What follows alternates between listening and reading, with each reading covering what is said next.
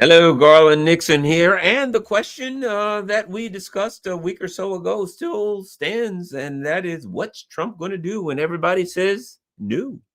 Let's talk.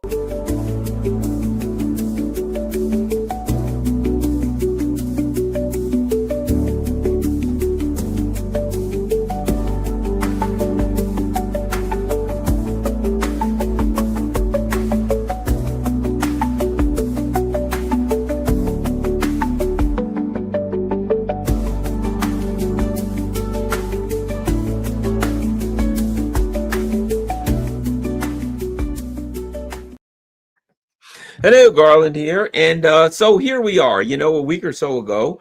Um, one of the part of the discussion was, of course, Trump's got some big deal, 28-point plan. And of course, we found out, in case those of you who didn't know, we eventually found out that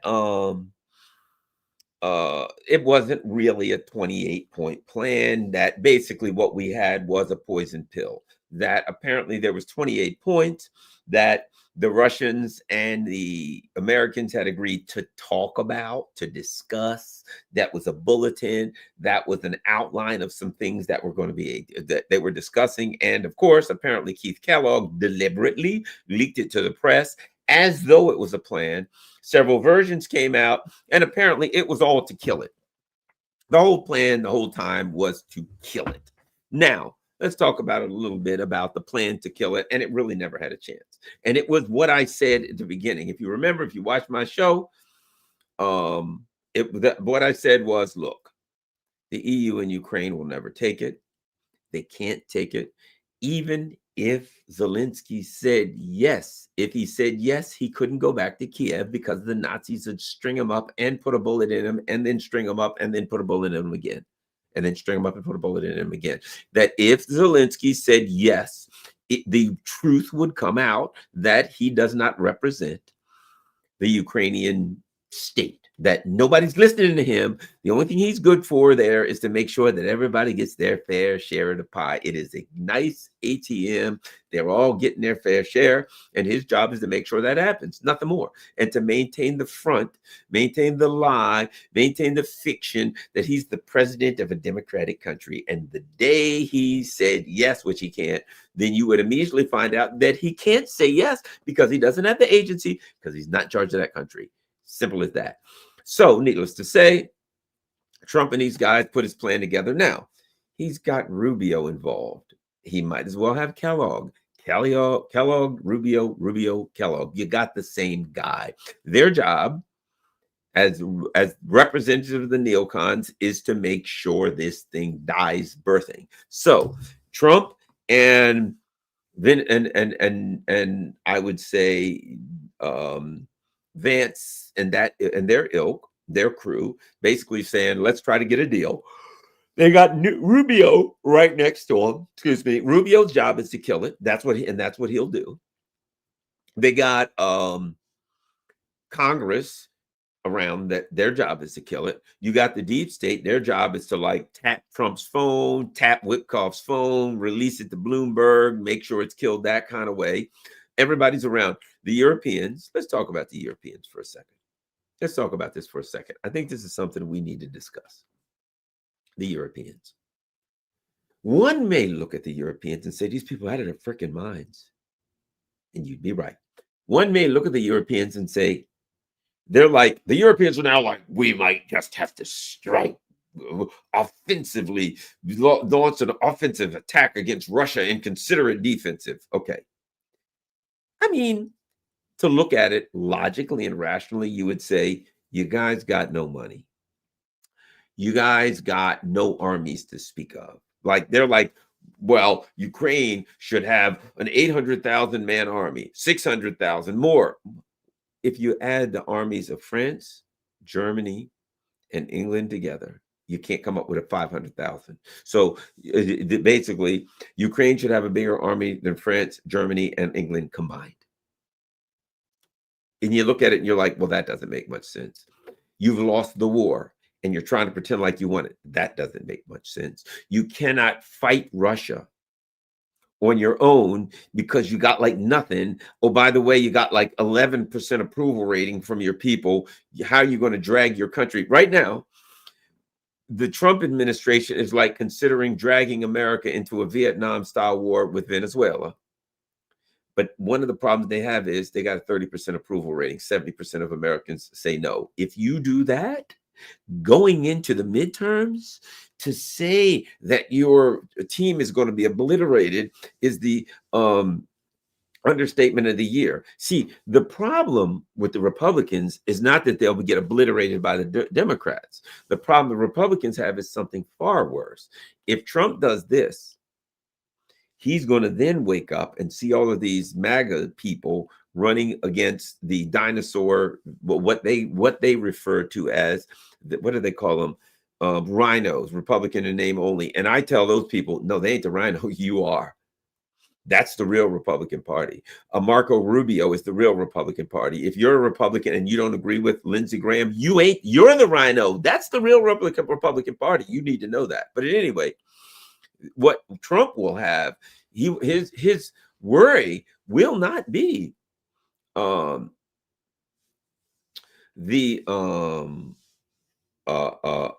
Democrats beating him. It'll be getting wiped out in the primaries, and then he's got real problems. What's Trump going to do? What's Trump going to do if he wakes up one day and all of these people who believe what he said he believed, what he claimed he was going to do, actually win? And all of these rhinos, so-called rhinos, well, that's whatever they call them. I don't know. If you're a member of the Democratic or Republican Party, for me at this point, I mean, I don't know what to tell you. Best of luck if you still think one of these parties is going to works for you, but you'll find out eventually what I found out. But yeah, some people need to learn the hard way. Some people only learn through pain. And that's the way you got to learn. Some people learn visually. Some people learn by doing. Some people learn by listening. Some people learn by getting a foot in their ass over and over. And if you're still a member of the Democratic Party or the Republican Party, you're a member of the latter group. And you're going to get the lesson you need. And you need it. Anyway, so let's continue. So what we have is Trump now, threatening Venezuela. And as I said, if he does that with 30% approval rating, even George H.W. Bush was smart enough not to do that. He wouldn't go in 91. He wouldn't go after Iraq and the whole Kuwait thing until he had 60% approval rating. Now they had to cook up a lie in order to get it, but he wasn't going to go until he had 60% approval rating. Trump's got half of that. Bad move, Trump. You're toast. You're going to get blown out. You're going to get impeached. And you know what? Some of those very MAGA Republicans who will win in the in the primaries. And trust me when I tell you this, Trump, you go attacking Venezuela, your endorsement ain't going to help save them. Okay, you do that, MAGA's going to go ape shit. But anyway, let's keep going. So what we're looking at now is this. I think the Europeans, people are starting to learn. You look at the Europeans and you're like, over history, what was that let them eat cake thing in France? How stupid could the ruling elite be? I mean, the people are starving, they're struggling. We don't have any bread. The people don't have any bread. Let them eat cake. What does that mean? That means let them cut my head off. How many of us would look at that and say, well, any reasonable person would say that if the masses are starving and you say something like let them eat cake, they're going to kill you. We could see it, but the ruling elite in Europe couldn't see that. How about we look at Hitler, who got his butt kicked, and he was going back to France. Why? So he could raise another army of 200,000, so he wouldn't have to admit that, like, he had 650,000 and left out of Moscow with 40,000. I mean, couldn't admit the first beating that he took. You look at the history of the Europeans, you look at Hitler, and you look at the decisions that was made during World War II, and you look at that whole goose stepping Nazi thing, and you're like, what the hell was wrong with those people, right? You look at the ruling elite historically in Europe, and you're like, these freaking people, could it be the inbred nature? I didn't know what it is, but their brains don't work right. The ruling elite and the political class in Europe have a history of madness and insanity. And I think what we're coming across is this. We're at one of those moments where the American leadership, look, come on now. Americans know how to lose a war. You know what I mean? Come on. Hey, let's go down to take on the darn Chinese in Korea. Oh, crap. That didn't work out. Let's get the hell out of here. Right? I know. Vietnam. That's easy enough. This will be a piece of cake. Remember this? Give me 500,000 troops and we'll win the war and be out of Vietnam in 6 months. Ooh, wait a minute. This ain't working out so well. Right? And on and on. Afghanistan. Well, those darn Afghan guys running around in flip-flops. This is going to be a piece of cake. Uh-oh. Next thing you know, the planes are taking off and people are dangling off the fuselage of a C-130 as it takes off. But here's the thing about Americans. They know how to exercise the Samsonite option. The Americans know when they lost a war. The Americans see, that's the thing about it. People are like, oh, what are Americans going to do? Hey, Americans are good at losing wars. They're excellent at it. They've had a lot of practice. Hey, what happened? We lost to the Taliban. What do? The Americans don't have to say, what do we do? They know what we do. You take off. You ever see the fall of Saigon? Helicopters take off, Hueys. People are hanging on the fuselage, right? What happens in Afghanistan? C-130s hanging off the fuselage. We know. The U.S. might as well like have little handles on the sides of the fuselage of their planes and helicopters, so that when we lose another war, there'll be someplace for the people to dangle from when we take off in the humiliating loss. Right or wrong? Okay. So my point being, this is nothing new to Americans. Losing a proxy war is not only is it not anything new, that's what we do. It's who we are. You go into proxy war, but the other thing is this. Think about this. They're like, oh, there's all kinds of people are stealing billions. Really? Yeah. Let's call it Hunter Biden and ask what he think of it. Americans are accustomed to laundering money in proxy wars. There is nothing shocking, surprising, or different in any way, shape, and form about what's going on in Ukraine. You go in, you overthrow a government, you steal everything, you launder money amongst your political allies, go your party, it goes to everybody's getting a piece of the pie. You do all this kind of stuff, and then at some point you wake up and you go, holy crap, I guess we lost this war, huh? Geez, everybody on the proxy army's dead. What do you think we should do? Yeah, let's get the hell out of here. We'll go start a war in, I don't know, Venezuela. They got oil there, right? That's what the Americans do every single time. Go in, start a proxy war, people die, kill innocent people, bomb villages, steal money, take their resources, gold, oil, gas, steal it all. Open bio research labs where you can work on, I don't know, a gain of function. You do all this crap. And then when it's all said and done, you walk away and leave them holding the bag. Americans are fantastic at that. That ain't a problem. That's why I say, you know, Trump wouldn't walk away. Oh, I don't know if Trump would leave. Oh, hell. Trump and all of the rest of them. The only thing Trump would be angry about is that he didn't get his fair share. Trump would be like, son of a bitch. Biden got in there. Hunter Biden, Pelosi's kids, all these people got in and they all got theirs. What about me, huh? I want my piece of the pie. You got to give Trump credit. One thing for sure. The rest of them will like fake, you know, they'll be like, yes, we're doing everything for democracy. And then they'll steal everything that nailed down. When Trump comes in, he's like, hey, we get a Trump resort. So, you know, everybody knows you want to deal with Trump. It's easy. Hey, well, we're going to do this. We're going to move around. And oh, by the way, we got a nice warm ocean area right here with palm trees. Yeah, we're putting in a Trump resort. Trump will be like, where do I sign? I respect that. I respect Trump more than, say, Biden for this reason. Trump's just going to come in and say, look, there's got to be some corruption here. You got to put some money in my hand, brother. You got to put some money in my hand. I got a hotel. You can get a room and pay 5,000 times what's normal. The Arabs understand that. They bring Trump over. Trump sits down and they're like, what kind of deal we got? Let me see. Trump, hey, how's an airplane? It's worth 400 million. It's yours. Now we're talking. Hey, look at this. Recently, I think it's Swiss. They came in and like, hey, Trump, we got a gold Rolex worth like $1 million. Trump's like, gold Rolex for me? I can sit on my gold toilet, put some money in my hand, brother. I have more respect for Trump, who's out in the open doing his graft and corruption. I'm good with that. This is the American way. This is the American system. So what? Let's not pretend like we're the good guys. I know who you are. Most Americans, see, that's what the liberal class, and I'm far to the left, but that's what the liberal class doesn't really understand about Trump and about people who voted or supported Trump. I didn't vote for Trump, don't support Trump, but I understand people who did. I understand. The liberal class don't get there. Trump's a crook. Yeah, sure. Trump's going to get his. Yes, he is. He's going to use graft and corruption. Yeah, I have no doubt about that. So then why do you think people vote for Trump? Because he's open about it. Biden's going to go in and say, I'm a good guy.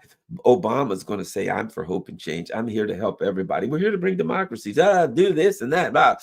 Trump's just going to come in and say, put some money in my hand, bro. Hoo-hoo, that looks like green. You got a deal. That's Trump.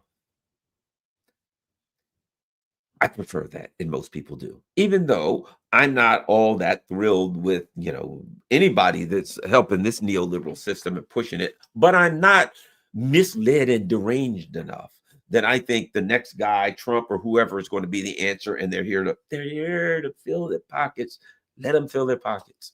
Just don't screw me over, but so bad. Okay, but unfortunately, I'll never get the latter, but I will get the former. All right, let's continue. So, why do I say all this about Americans are really good at losing wars? Because they don't really have a problem with it. A lot of people like the Americans, why they don't want to take a loss. They're good at taking L's. They'll take a loss. So what? Wouldn't be the first time. First of all, they don't lose. They ain't losing because all of them are getting paid. What do you think? The Biden team lost? Do you think that they lost? Go look at Hunter Biden's bank account and you tell me Biden lost. You think the military-industrial complex lost? You know how much money they made? They didn't lose. This is not an L. It's always a W. So they can walk away with another W. Now, you or I may look at it and say, well, the Russians won. Yeah, the Russians theoretically took land that they was already damn theirs anyway. But the military-industrial complex got paid, brother. They got paid. That's the reality. That's the truth of it. Anyway, let's continue. So here's what I'm trying to say. I think the Americans are flabbergasted because I don't think they really understand how deranged the ruling elite and the political class in Europe are. I don't think they understood it. I think they were like, well, we lost the war, another one, whatever. So we all ate, we got ours, we got paid, we got money in our hand, we got, all kinds of crypto, slipto, spipto, whatever the hell we could do to get money. We got money. And now that we've gotten paid, we'll go on and walk away. We'll walk away because we won financially, right? So I think the Trumps and the people like that and the advances of the world are like, we won, everybody got their money, let's go home. But they're looking at the Europeans going, we don't understand this. Guys, we won. We laundered money. We did everything we needed.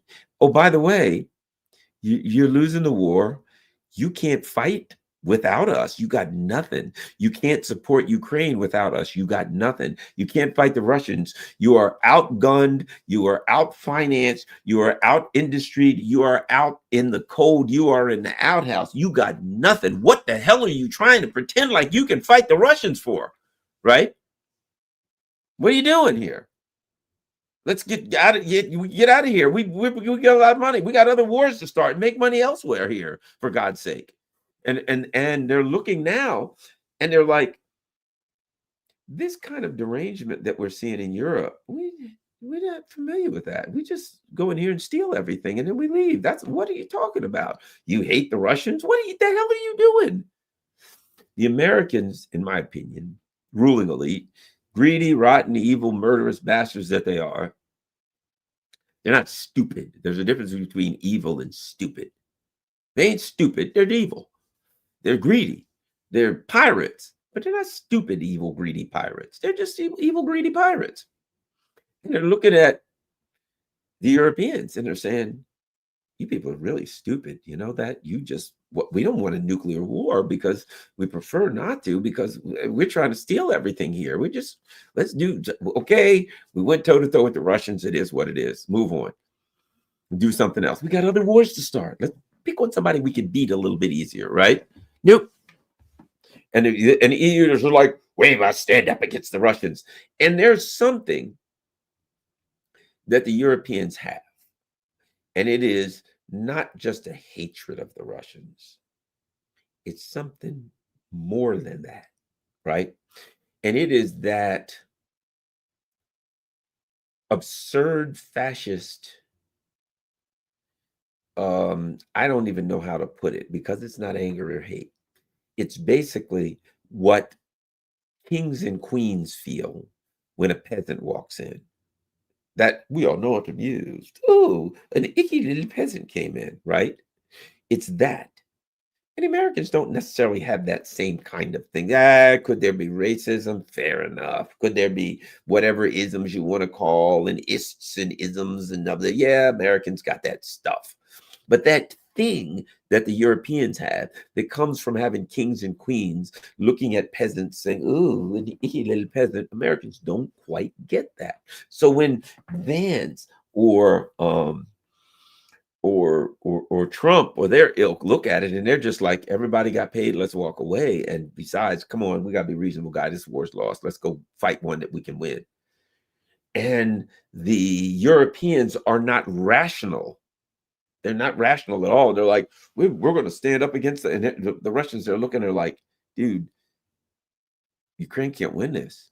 And the Europeans don't even seem to understand they can't win it. They're like believing their own stuff. It's like when Hitler would have like a small town, and all he had to do was take that small town, and the whole country was his. And they go, okay, let's take that town. And Hitler would say, no, we must bypass that town. They'd say, no, if we just take that small town, we got the whole country. No, we must bypass that. What do we need? Or the guys say, our soldiers are freezing. We need more heaters. Literally, at one point, Hitler was like, what do we need heaters? German soldiers are tough. They don't need heaters. Of course, they all froze to death, right? It's that kind of thing in their brain of the ruling elite in Europe that Americans' ruling elite really don't get. It's beyond stupidity. It's beyond irrationality. It's the kind of thing that makes Garland Nixon say 2 years ago, the time will come. Now we're moving towards a time when there will be political violence in Europe because of that thing that the Europeans have that says, you know what? If we confiscate the money from the Russians, our economies will be wiped out.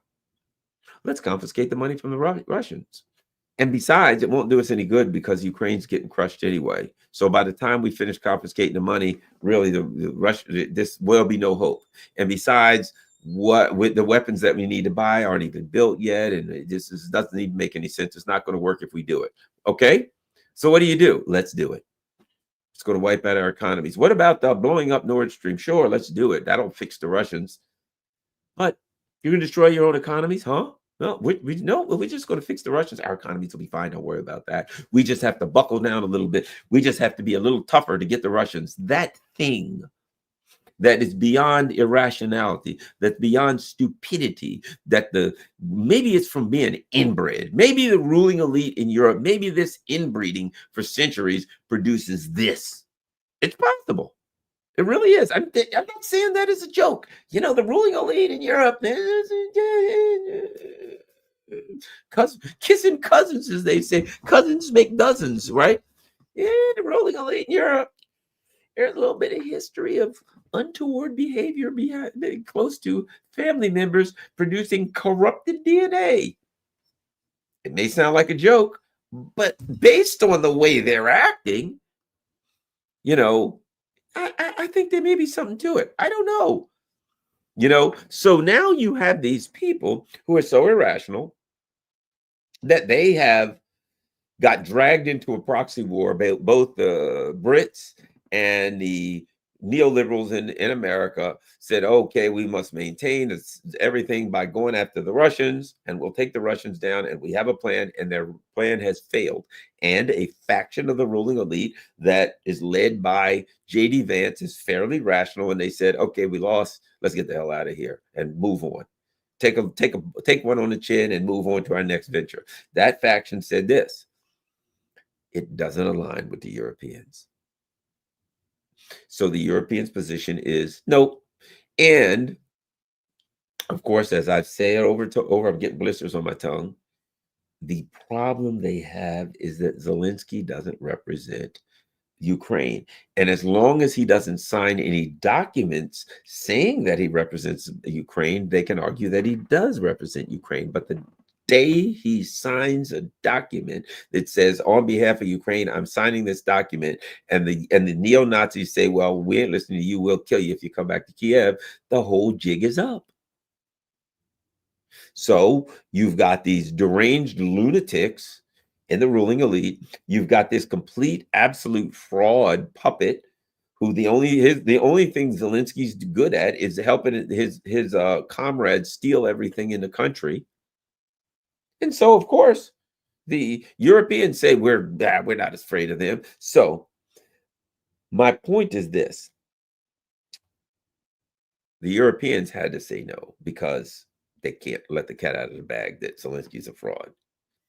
Zelensky has to say no, and his people around him, because they're paid to say no, because they're loaded with corruption. Some of them will maybe skate to Israel, fair enough. But because they are part of this thing, none of them are real. They were created. The whole government of Kiev was created and put together in London by MI6, and that's all they're doing. And so they're not in a position to buck their masters. When MI6 says this, when your mouth is going to move and this is what should come out of it, their mouth move, and that what they're told is what comes out of it. So Trump came up and they worked on the points. What a joke. They worked on the points. They worked on the points with people who said, I don't want a deal. And then the points got the 19, whatever, however many points. By then, I think Putin was a little tired. He's like, I'm with you, Trumpy. The Europeans are freaking lunatics and they're idiots, and there's no point in talking to them. So let's not say we did. And then, the Americans are talking to Ukrainians, and we all knew what the Ukrainians, they're nothing but mouthpieces for MI6. They're going to say what their masters tell them to say. Right? So by now, the Ukrainians are like, but our masters told us to say no. We're not taking anything. We don't care what you say. The only thing we will accept is for the Russians to tear this country to shreds. And the Russians are like, be happy to oblige you there, pal. It's kind of what we do. So now you've got Trump and the Americans in a bad spot. Because let's face it, they've lost wars before and they're good at it, and they know how to lose this one. And they're like, hey, come on, man. We know how to we'll finish this thing out for you. We know how to lose a war. We've been doing it since 1945 repeatedly, right? And the Europeans are like, no, we must stand up against Putin or something, whatever the hell. And the Americans are like, but you got nothing. Yes, we will stand and fight to the end. We got Kaja Kallas. Listen to Kaja Kallas, You got, okay, think about this. Kaja Kallas.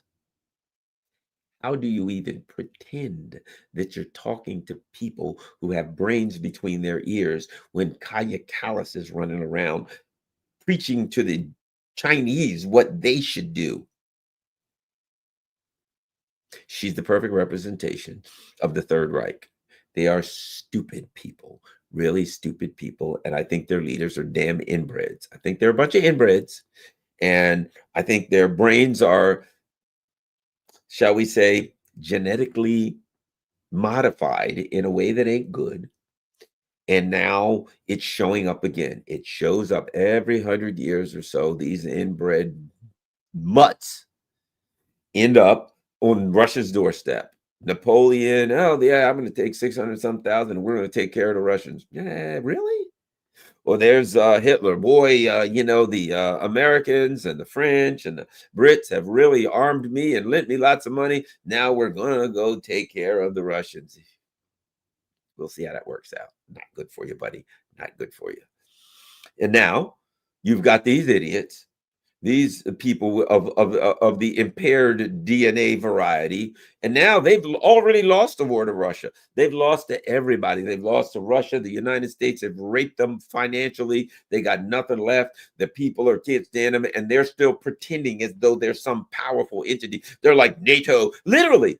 I forgot which one of it was recently said NATO is the most powerful military force that ever was. Okay. You don't want to find that out the hard way, right? So here we are.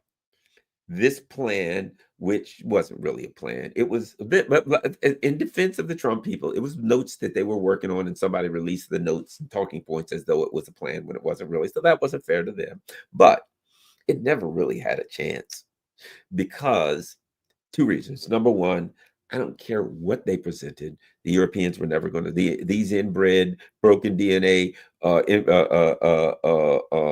corrupted DNA having European political class were never going to say yes because they can't, because their DNA is corrupted and they don't understand reality.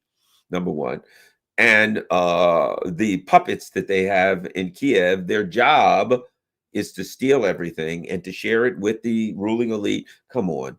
If people start looking around and they find that Callis and von der Leyen and Starmer and all the rest of these people, that the Americans were sending $100 billion in, and that the Europeans were stealing 20 of it, the Ukrainians were stealing 20 of it, 20 of it was coming back to DC, and then like a few weapons were bought. And the rest were sold on the open market. What happens if that's found out? They can't afford that. And that's exactly what would happen. So they're just like, no, we must continue. The Russians understand what time it is. So the Americans are like, oh, crap, what do we do now? Remember what I said a week or two ago? When Trump puts whatever out, hey, this is an idea, guys, here you go. And when they say, no, not taking it no matter what. The question is this: what you gonna do, Trumpy? But it's not really what you're going to do, is what can you do? The question becomes, what authority, how much authority, if any, does Trump have? Does Trump have the authority to say, okay, we're just walking away? I don't really think he does. I don't think he has as much authority as he pretends to have. So you got lunatics who don't know how to lose and are not even in the same intellectual sphere as all of us. You've got the Trump team who are baffled and befuddled by how stupid these people are, and who would just be happy to lose the war and go home like they always do because everybody's made their money.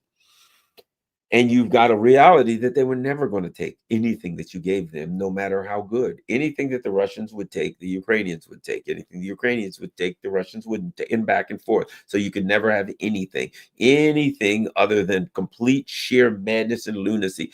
If you got Kaya Kallas sitting at the table, get the hell away from that table. What are you talking to her for? What are you talking to? Anybody's talking to her. So my point is, at some point, the Americans said, okay, it appears to me like we can't deal with the Europeans, but you still got them in the room with you. How are you going to get out? How get these lunatics out of the room with you? So, and the Americans still are trying not to lose, and they're still like, well, we'll try to lean in the direction of the neocons, which means you get no deal because the Russians don't need a deal. Meanwhile, Putin's been out talking lately, and he says, look, Nyet to all this foolishness, right? He said two things that are of great consequence. Many, but let's just knock off a couple of them. Number one, he said that he can't sign a deal with Zelensky because Zelensky legally is not the legitimate president according to the Ukrainian constitution, and he's right. So he's saying, yet, but if they have elections and we get the deal we want, we'll sign it. But as far as Zelensky, yet. And Zelensky ain't having nothing. There's still plenty more money to steal. He still has hopes. Zelensky's still there saying, man, there's like couple $100 billion of Russian assets. If we can get them to open the spigot on that, man, I'm going to eat. Me and my whole crew is going to eat. So why would he leave? He's got one more spigot to open. He's like, look, Americans may not be giving any money up. French and Russians and Germans, they ain't got a freaking dime. I understand that. But that Russian money is just sitting there. And if I can just crack that nut, man, that's the motherlode. See, that's what that's why Kiev's regime is staying in, because they're looking at the motherlode, and they're just going to keep going back, and they're going to say, guys, you gotta open that safe, man. If you just open that safe, we'll win the war. In other words, just open that safe, we'll get ours, and then we're gone.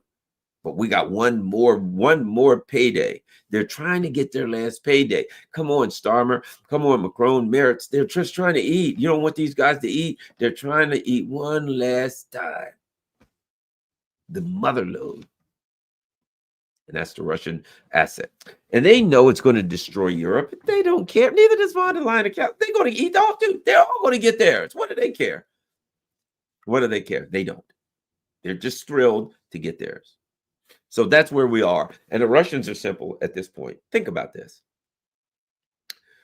Trump is sending a team to negotiate with the Russians. Well, apparently they, quote, negotiate with the Ukrainians, and they negotiate with the Ukrainians saying, hey, Ukraine, what do you think about these points? And the Ukrainians were like, man, we ain't taking that shit. Get out of here with that. And why wouldn't they?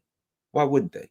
Trump just last week said, hey, you've got till Thursday, till Thanksgiving. And Zelensky was like, screw you. I ain't doing nothing about Thanksgiving. Shut up. And Trump was like, okay. He looked real weak, didn't he? Oh, he gave Zelensky till the 27th or 26th, whatever it was, till Thanksgiving. You better get your act together, Zelensky, by Thanksgiving. You better sign this or else. And then Zelensky says, would you shut up? I ain't signing nothing. And you ain't going to do nothing about it, Trump. And Trump was like, oh, geez. Can we go play golf now? That's where he was. He got humiliated by Zelensky, by this little scumbag. The Green Goblin, as Alex Christoforous calls him. He got humiliated by it.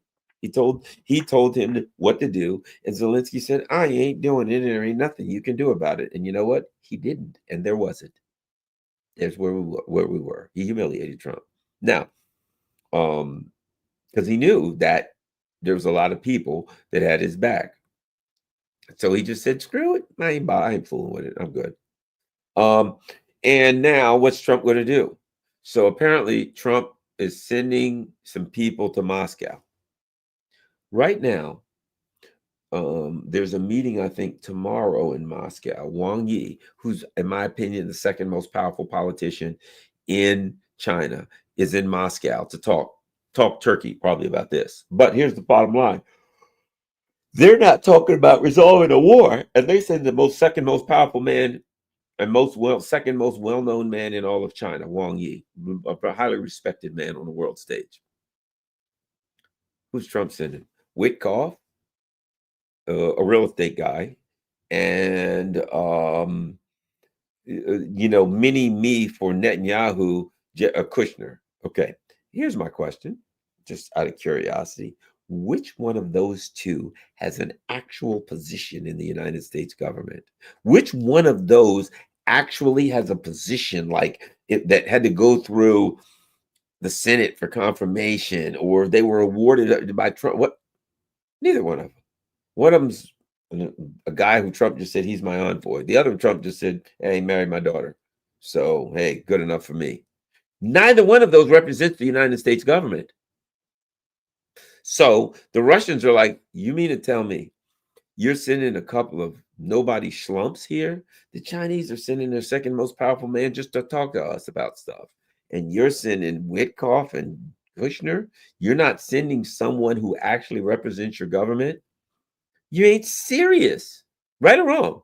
You're not. Is anybody in the chat looking at it saying, they didn't send either person. They didn't send a single person who actually represents the government. They didn't send the Secretary of State. They didn't send Secretary of Defense, which Hegseth is. We want to get into Hegseth. But you didn't send the Secretary of anything. You sent your son-in-law and your golfing buddy. I'm thinking Putin's not impressed.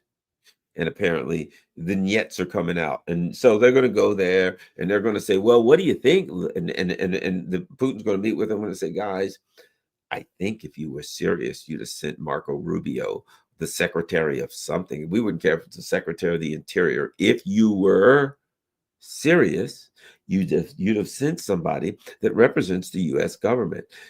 Those guys don't represent the U.S. government. They represent Donald Trump. That's Trump's golfing buddy and his son-in-law.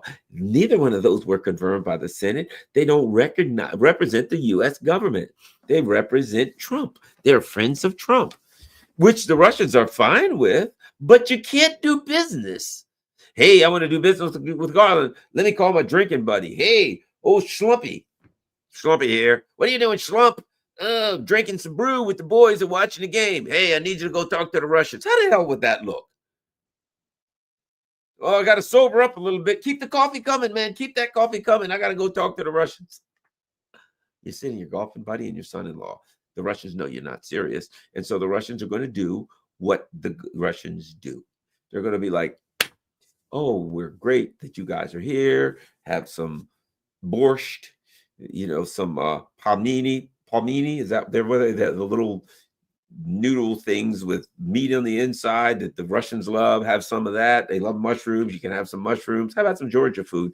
Would you like some delicious khachapuri, delicious bread with cheese on it? So they're going to offer some nice food. They'll offer them a shot of some delicious vodka, the smoothest, maybe the Spelta, the wheat vodka. I think we got some right here. What we got here? There you go. Might not have came back from Russia with me. But at any rate, so they'll offer them a couple shots of Spelta, maybe hang out a little bit in Moscow, do some karaoke, get on your plane, and take your ass back to Washington, D.C. or New York or wherever, because we ain't talking to you because you don't have the authority to do anything. When you send your golfing buddy and your son-in-law, it sends a message. This thing's dead. Stay away. If you were serious, you'd send the people that says you were serious. If you ever saw the movie Serenity, where the star Mal, the guy says, well, the empire, we want to do this in a way that's professional and diplomatic. And the guy says, Mal, who you got to love this guy, he says, if the empire was interested in diplomacy, they wouldn't send an assassin. Very logical. If you're interested in diplomacy and you feel you can get somewhere, you ain't going to send your golfing buddy and your son-in-law. That ain't the way it works in international diplomacy. You're not going to see Putin do that. You're not going to see Xi do that. You're not going to see any of them do that. They ain't sending their son-in-law and their golfing buddy if they want a deal. But we already know this. Look, Marco Rubio ain't going, and there ain't no deals to be had. So Trump, what now, Trump? If Trump is truly as weak as we think he could be, let's hope he isn't. If Trump is truly, here's the tell. If Trump is truly, truly weak, then they'll come back. And don't we know how this works out? We've seen this dozens of times over. Trump says, I think we're going to have a deal any day. He sends somebody to talk, Witkoff, whoever the hell. They talk to Putin. He goes to Alaska, whatever the hell. He comes back. I think we got a deal. I think we got a deal. And then he goes, we don't have a deal. So I'm doing more sanctions. If Trump says, we don't have a deal, so I'm doing more sanctions, I'm going to be like, or more tariffs or something stupid like that. I'm going to say, the Europeans want you to do this again. The Europeans, you know what they're going to say? Hey, next week, Trump, can you try to get another deal? Write up another 28-point plan and present it to the Russians, because they already know he presents some cockamamie plan to the Russians that was written by the neocons. And then the Russians say no, and he says, we got to do more sanctions. Then they're happy with that. That's my prediction. Hey, what do you think, Trump? Oh, it didn't work, did it? Okay. What is the one thing the neocons want? They want more sanctions. Okay, more sanctions. So we will see. Here's what we know ain't going to happen. There ain't no deal to be had. Vladimir Putin's been saying, look, we're handling this. We're handling our business. You guys can figure this out. Let's look through the news before I go. Russia has pushed Ukrainian forces from key frontline towns. Yep, towns. That's what it is. Every day that I wake up, there's another town that I can't pronounce that's gone down. Let's see. What do we got here? The Russian army is taking control of 7 key frontline cities in Krasnoarmysk in Russia's Donbass, Pokrovsk in Ukraine. Okay, so they're taking Pokrovsk, Volchansk in the Kharkov region. According to presidential spokesman Dmitry Peskov, Putin was briefed on the situation during a visit to a command post. The operation to liberate Guayapolel and in Zaporizhia region has begun with street fighting underway. They gave new directions to provide troops with everything necessary for combat operations during the coming winter. Well, that's the done deal. They've encircled the Ukrainian army in the Krasnoyarsk Dmitriev agglomeration, with Dmitriev now controlled by Moscow. Kupiansk has also been a prime objective. The city is now under full control of the Russian forces. Kiev has rejected reports of the encirclement and dismissed Moscow's statements as inflated. Kupiansk is under the control of Ukraine's defense forces. Well, I don't know. We'll find out. So there you go. There's what do they care how many towns fall? They're there for the money, and heaven knows they're getting plenty of that. Let's see, we got anything else? We got corrupt Ukrainian officials could have bagged over 100 billion in Western aid. Yeah. That or the yay on that one, not nay, yay.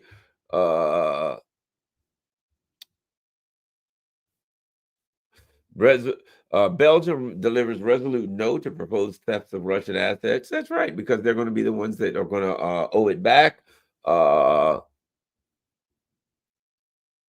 Anything else? Rubio, Russia must be part of the equation. I love that, part of the equation. Rubio, Russia will need to be part of the equation in securing a peace deal for Ukraine, Marco Rubio said Sunday after meeting with negotiators. Speaking to reporters afterwards, Rubio said that while progress had been made, there's more work to be done. Yes, and the Russian artillerymen are doing it outside of Pokrovsk right now. There are a lot of moving parts, and obviously there's another party involved here. Yes, imagine that. Here, that'll have to be a part of the equation, and that'll continue later this week when Mr. Witkoff travels to Moscow. Yeah, that's it. The Russians, they're not the victor. They're not the ones who are clobbering the Ukrainians. They'll have to be a party. They'll get a minimal say. We'll listen to what they have to say, and then we'll brush it off. Who cares about the Russians? They're just winning the war. He added that the U.S. had been in touch with the Russians and has a pretty good understanding of Moscow's position. Umarov called the talks difficult yet productive, adding that there was tangible progress on the way to a just peace. In other words, nothing happened. Nothing happened, and the Russians are fine with that. But Vladimir Putin has said, we don't really care. Look, we take care of business, brother. This is the way we take care of business. And if you guys want to sit around some friggin' table in Florida sucking down Coronas with lime, help yourself. And paella, help yourself. We got work to do on the battlefield, and it involves kicking butt and taking names. And that's what we're going to do. So if you guys want to occupy your little minds, do it. And call us back during the fall of Kiev and Odessa.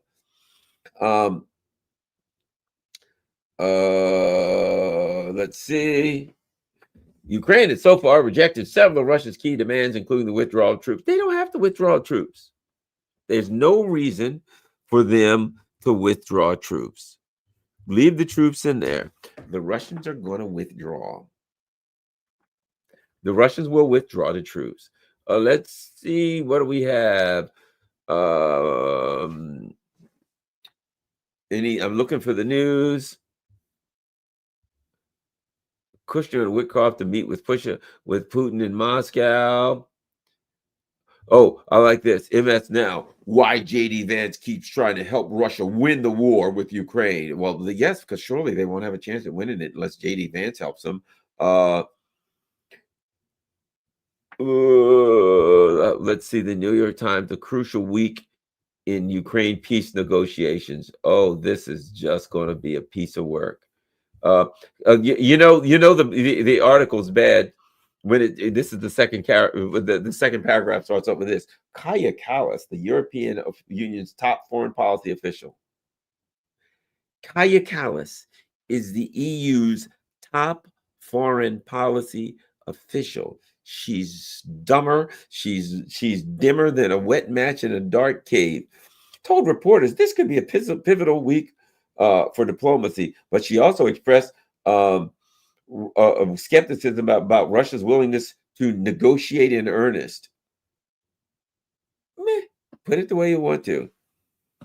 Zelensky said the latest draft of the White House peace plan, which has not been made public, looks better than the original. The topic of territories is the most complicated. Oh, it will get less complicated. Trust me, it's going to get a whole lot less complicated. Let's see. According to a foreign policy advisor to Ukraine, the unresolved major issues facing the country's leaders include Russia's demand for Ukrainian neutrality after the war. I think that's going to happen. Control of the eastern Donbass region. They're in the process of doing that. And security guarantees from Europe and the U.S. Yes, sir. Why don't you just let the UK handle that? Just say the UK military will keep the Russians at bay. If the Russians try anything, the UK military will smack them down. That's what I'm thinking. Anything else? I think that's about it. I don't see anything.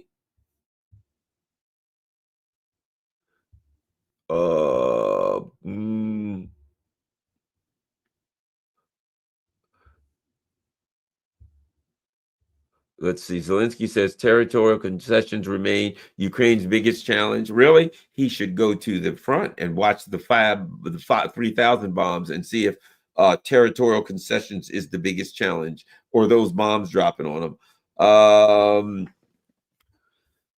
Let me see. Ukraine, Zelensky eyes Trump talks after progress. Ukraine offers bond swap on 3.2 billion GDP warrants in bid to emerge from default. There you go. How wouldn't you like to buy 3.2 billion GDP warrants? Buy some bonds. Wonder what they'll be worth in 5 years when there's no Ukraine to cash them in. It's our culture, not our defenses, that failed Ukraine. That's right. We failed Ukraine. It's the problem. There you go. We failed Ukraine. That's an interesting way to put it. At any rate, that's that. Let's look next. Do we have any super chats? Let us search for the super chats. Let's start here. Chili Pepper says, "Oh dang! I was watching the fabulous Alistair Crook and just finished watching Commander Abdi Aladina on New Rules. Awesome. Love those guys. All right, how about this? France is in total meltdown and Europe is next. Absolutely. France is done. But they're still not rational. When the French people come to Macron and say, we have no money, we have no bread, Macron's going to say, well, then in that case, you can eat cake. We know how this goes. The Americans don't really understand these inbred maggots, but they will. Yvonne Baumford says, super sticker. Thank you very much. I guess that's it. Thank you very much, all. A tip to the Durand hat to everyone. Thanks a lot. By the way, crap, I am such an idiot. They got rid of my banner. Why do they do that to me? There we go. There's my banner. Patreon, PayPal, Buy Me a Coffee, Cash App. However you can help the channel is highly appreciated. And there's my P.O. Box. If you can mail whatever you want, snail mail, that's a good way to get in touch. I just got another great book. How's that? Look at these books I get, man. Here's one called A Line in the Sand, Britain, France, and the Struggle That Shaped the Middle East. Here's another one, Essays of Awakening by James Rosoff. Oh, I just got a really big one the other day. Where did I put that? It's in the other room somewhere. I got this gigantic book. It is really awesome. I haven't started reading it yet. Anyway, people send me books, magazines. People send letters and cards that say, thanks, Garland, love your stuff. Some people do send donations. Appreciate that. But whatever, I got a P.O. box. Thanks a lot, everybody. Have a wonderful day. I'm out.